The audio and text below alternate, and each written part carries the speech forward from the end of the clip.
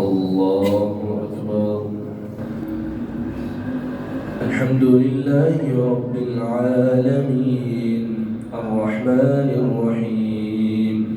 مالك يوم الدين إياك نعبد وإياك نستعين اهدنا الصراط المستقيم صراط الذين أنعمت عليهم غير المغضوب عليهم ولا الضالين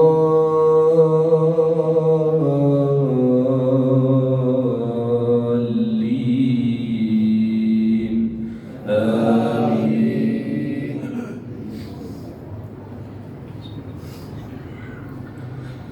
ما كان لله أن يتخذ من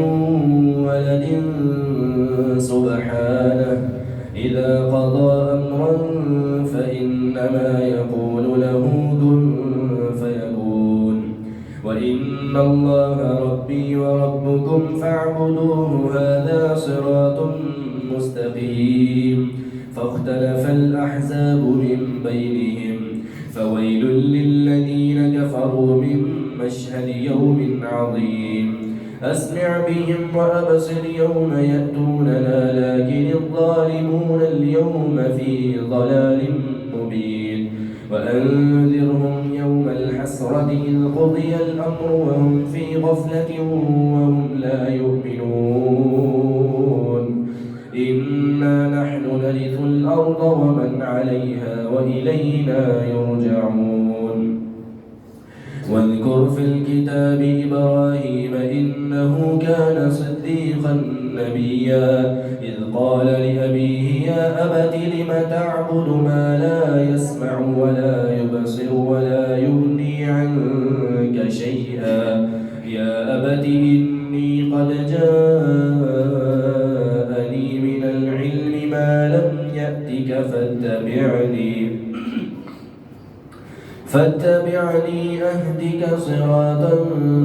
سويا. يا أبت لا تعبد الشيطان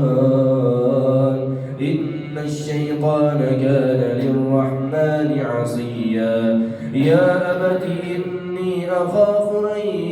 يمسك عذاب من الرحمن فتكون للشيطان وليا. قال أراغب أنت عن آلهتي يا إبراهيم لئن لم تنته لأرجمنك واهجرني مليا.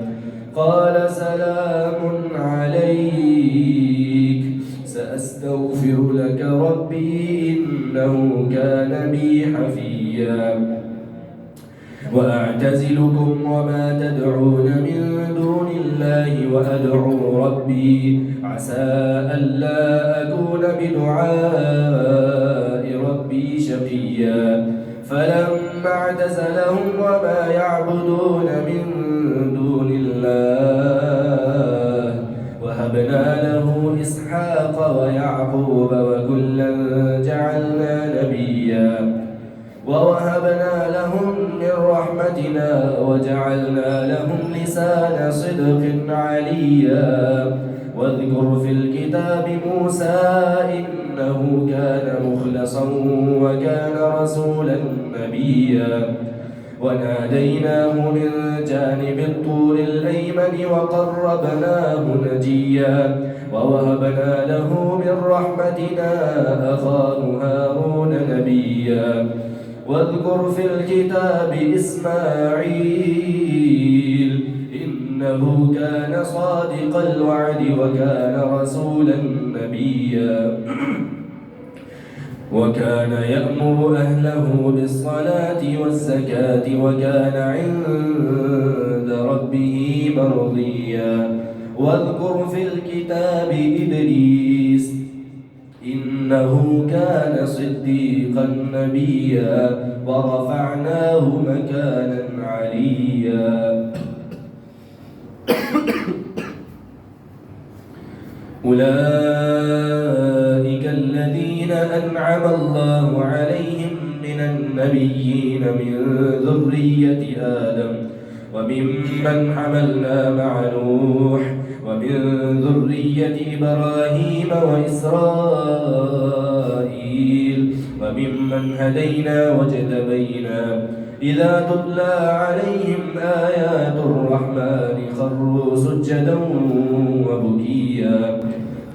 فخلف من بعدهم خلف أضاعوا الصلاة واتبعوا الشهوات فسوف يلقون غيا إلا من تاب وآمن وعمل صالحا فأولئك يدخلون الجنة ولا يظلمون شيئا جنات عدن التي وعد الرحمن عباده بالغيب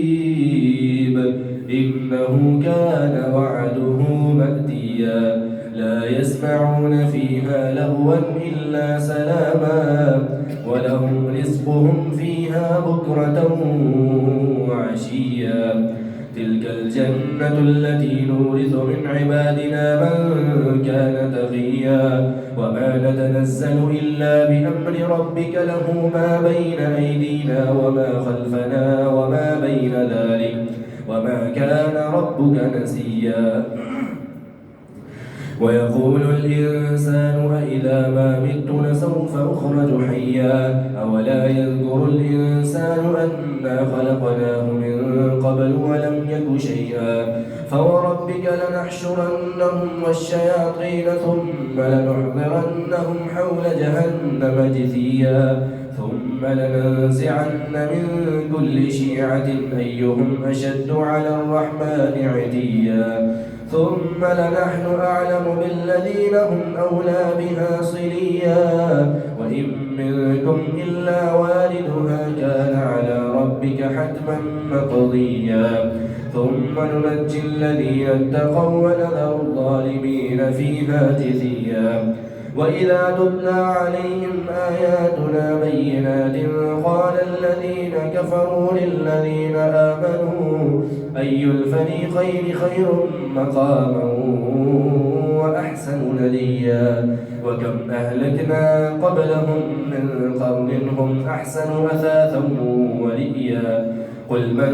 كان في الضلالة فليمدد له الرحمن مدا حتى إذا رأوا ما يوعدون إما العذاب وإما الساعة فسيعلمون من هو شر مكانا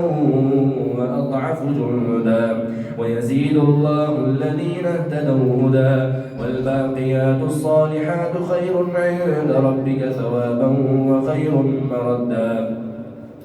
أفرأيت الذي كفر بآياتنا وقال لأوتين مالا وولدا أطلع الغيب أم اتخذ عند الرحمن عهدا كلا سنكتب ما يقول ونمد له من العذاب مدا ونرثه ما يقول ويأتينا فردا أفرأيت الذي كفر بآياتنا وقال لأوتين مالا وولدا أطلع الغيب أم اتخذ عند الرحمن عهدا كلا سنكتب ما يقول ونمد له من العذاب مدا ونرثه ما يقول ويأتينا فردا واتخذوا من دون الله آلهة ليكونوا لهم عزا كلا سيكفرون بعبادتهم ويكونون عليهم ضدا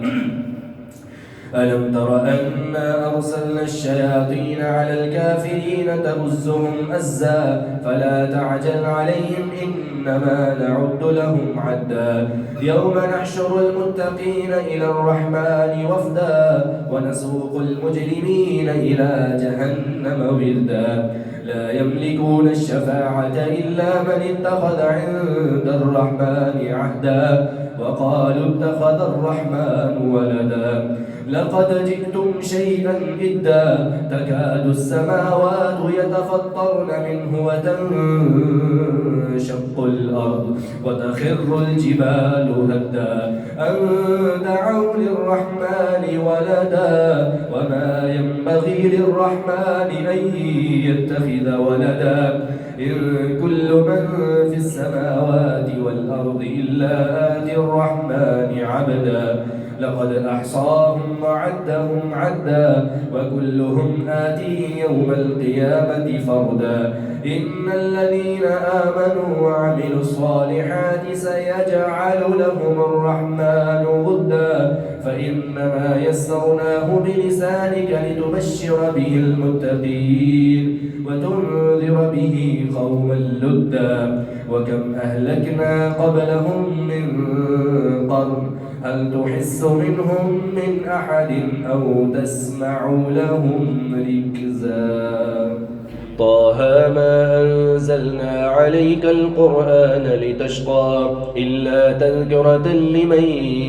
يخشى تنزيلا ممن خلق الأرض والسماوات العلا الرحمن على العرش استوى له ما في السماوات وما في الأرض وما بينهما وما تحت الثرى وإن تجهر بالقول فإنه يعلم السر وأخفى الله لا إله إلا هو له الأسماء الحسنى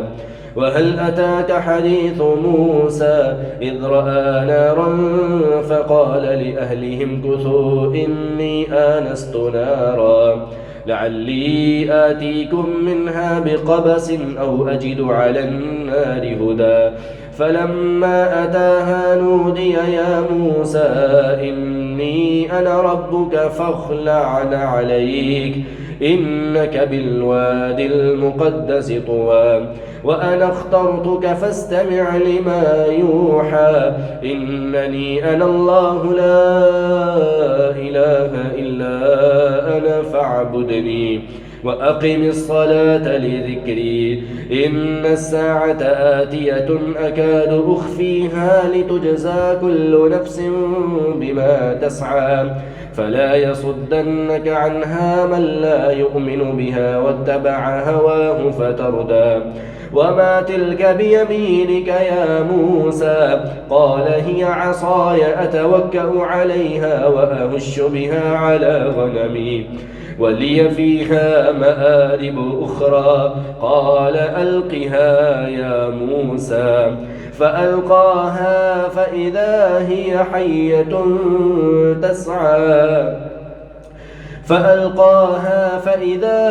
حية تسعى قال خذها ولا تخف سنعيدها سيرتها الأولى واضمم يدك إلى جناحك تخرج بيضاء من غير سوء آية أخرى لنريك من آياتنا الكبرى اذهب إلى فرعون إنه طغى قال رب اشرح لي صدري ويسر لي أمري واحلل عقدة من لساني يفقه قولي واجعل لي وزيرا من أهلي هارون أخي اشدد به أزري وأشركه في أمري كي نسبحك كثيرا ونذكرك كثيرا إنك كنت بنا بصيرا قال قد أوتيت سؤلك يا موسى ولقد مننا عليك مرة أخرى إذ أوحينا إلى أمك ما يوحى أن اقذفيه في التابوت فاقذفيه في اليم فليلقه اليم بالساحل يأخذه عدو لي وعدو له وألقيت عليك محبة مني ولتصنع على عيني إذ تمشي أختك فتقول هل أدلكم على من يكفله فرجعناك إلى أمك كي تقر عينها ولا تحزن وقتلت نفسا فنجيناك من الغم وفتناك فتونا فلبثت سنين في أهل مدين ثم جئت على قدري يا موسى واصطنعتك لنفسي اذهب أنت وأخوك بآياتي ولا تنيا في ذكري اذهبا إلى فرعون إنه طغى فقولا له قولا لينا لعله يتذكر أو يخشى قالا ربنا إننا نخاف أن يفرط علينا أو أن يطغى قال لا تخافا إنني معكما أسمع وأرى فأتياه فقولا إنا رسولا ربك فأرسل معنا بني إسرائيل ولا تعذبهم قد جئناك بآية من ربك والسلام على من اتبع الهدى إنا قد أوحي إلينا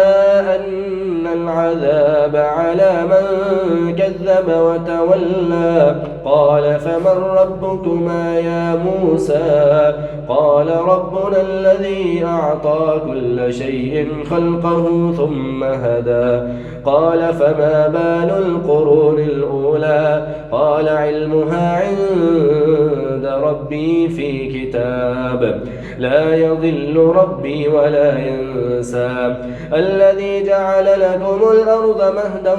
وسلك لكم فيها سبلا وأنزل من السماء ماء فأخرجنا به أزواجا من نبات شتى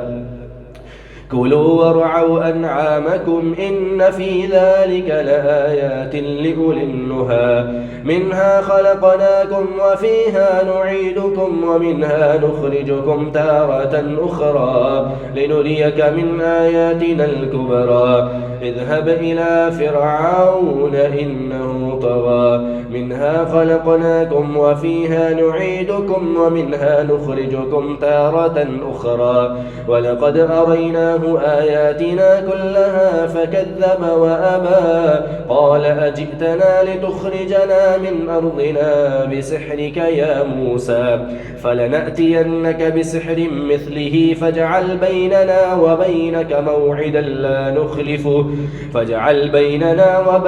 موعدا لا نخلفه نحن ولا أنت مكانا سوى قال موعدكم يوم الزينة وأن يحشر الناس ضحى فتولى فرعون فجمع كيده ثم أتى قال لهم موسى ويلكم لا تفتروا على الله كذبا فيسحتكم بعذاب وقد خاب من افترى فتنازعوا أمرهم بينهم وأسروا النجوى قالوا إن هذان لساحران يريدان أن يخرجاكم من أرضكم بسحره ويذهبا بطريقتكم المثلى قالوا إن هذان لساحران يريدان أن يخرجاكم من أرضكم بسحرهما ويذهبا بطريقتكم المثلى فأجمعوا كيدكم ثم أتوا صفا وقد أفلح اليوم من استعلى قالوا يا موسى إما أن تلقي وإما أن نكون أول من ألقى قال بل ألقوا فإذا حبالهم وعصيهم يخيل إليه من سحرهم أنها تسعى فأوجس في نفسه خيفة موسى قلنا لا تخف إنك أنت الأعلى وألق ما في يمينك تلقف ما صنعوا إنما صنعوا كيد ساحر ولا يفلح الساحر حيث أتى وألقي السحرة سجدا قالوا آمنا برب هارون وموسى قال آمنتم له قبل أن آذن لكم إنه لكبيركم الذي علمكم السحر فلأقطعن أيديكم وأرجلكم من خلاف ولأصلبنكم في جذوع النخل ولتعلمن أينا أشد عذابا وأبقى قالوا لن نؤثرك على ما جاءنا من البينات والذي فطرنا فاقض ما أنت قاض إنما تقضي هذه الحياة الدنيا إنا آمنا بربنا ليغفر لنا خطايانا وما أكرهتنا عليه من السحر والله خير وأبقى إنه من يأت ربه مجرما فإن له جهنم لا يموت فيها ولا يحيا ومن يأته مؤمنا قد عمل الصالحات فأولئك لهم الدرجات العلى جنات عدن تجري من تحتها الأنهار خالدين فيها وذلك جزاء من تزكى ولقد أوحينا إلى موسى أن أسر بعبادي فاضرب لهم طريقا في البحر يبسا لا تخاف دركا ولا تخشى فأتبعهم فرعون بجنوده فغشيهم من اليم ما غشيهم وأضل فرعون قومه وما هدى يا بني إسرائيل قد أنجيناكم من عدوكم وواعدناكم جانب الطور الأيمن ونزلنا عليكم المن والسلوى كلوا من طيبات ما رزقناكم ولا تطغوا فيه فيحل عليكم غضبي ومن يحلل عليه غضبي فقد هوى وإني لغفار لمن تاب وآمن وعمل صالحا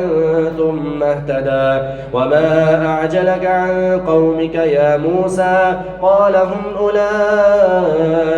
على أثري وعجلت إليك رب لترضى قال فإنا قد فتنا قومك من بعدك وأضلهم السامري فرجع موسى إلى قومه غضبان أسفا قال يا قوم ألم يعدكم ربكم وعدا حسنا أفطال عليكم العهد أم أردتم أن يحل عليكم غضب من ربكم فأخلفتم موعدي قالوا ما أخلفنا موعدك بملكنا ولكننا حملنا أوزارا من زينة القوم فقذفناها فكذلك ألقى السامري فأخرج لهم عجلا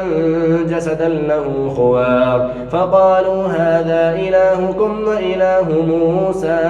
فنسي أفلا يرون ألا يرجع إليهم قولا ولا يملك لهم ضرا ولا نفعا ولقد قال لهم هارون من قبل يا قوم إنما فتنتم به وإن ربكم الرحمن فاتبعوني وأطيعوا أمري قالوا لن نبرح عليه عاكفين حتى يرجع إلينا موسى قال يا هارون ما منعك إذ رأيتهم ضلوا ألا تتبعن أفعصيت أمري قال يا ابن أم لا تأخذ بلحيتي ولا برأسي إني خشيت أن تقول فرقت بين بني إسرائيل ولم ترقب قولي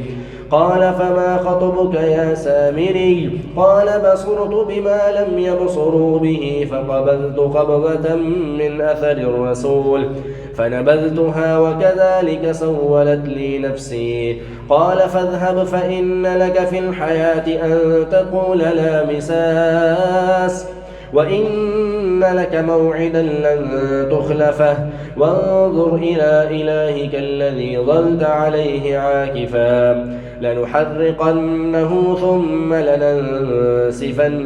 في اليم نسفا إنما إلهكم الله الذي لا إله إلا هو وسع كل شيء علما كذلك نقص عليك من أنباء ما قد سبق وقد آتيناك من لدنا ذكرا من أعرض عنه فإنه يحمل يوم القيامة وزرا خالدين فيه وساء لهم يوم القيامة حملا يوم ينفخ في الصور ونحشر المجرمين يومئذ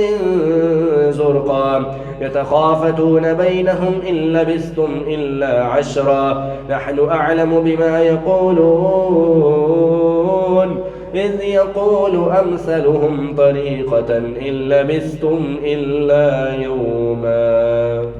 ويسألونك عن الجبال فقل ينسفها ربي نسفا فيذرها قاعا صفصفا لا ترى فيها عوجا ولا أمتا يومئذ يتبعون الداعي لا عوج له وخشعت الأصوات للرحمن فلا تسمع إلا همسا يومئذ لا تنفع الشفاعة عنده إلا من أذن له الرحمن ورضي له قولا يومئذ لا تنفع الشفاعة إلا من أذن له الرحمن ورضي له قولا يعلم ما بين أيديهم وما خلفهم ولا يحيطون به علما وعنت الوجوه للحي القيوم وقد خاب من حمل ظلما ومن يعمل من الصالحات وهو مؤمن فلا يخاف ظلما ولا هضما وكذلك أنزلناه قرآنا عربيا وصرفنا فيه من الوعيد لعلهم يتقون أو يحدث لهم ذكرا فتعالى الله الملك الحق ولا تعجل بالقرآن من قبل أن يقضى إليك وحيه وقل رب زدني علما ولقد عهدنا إلى آدم من قبل فنسي ولم نجد له عزما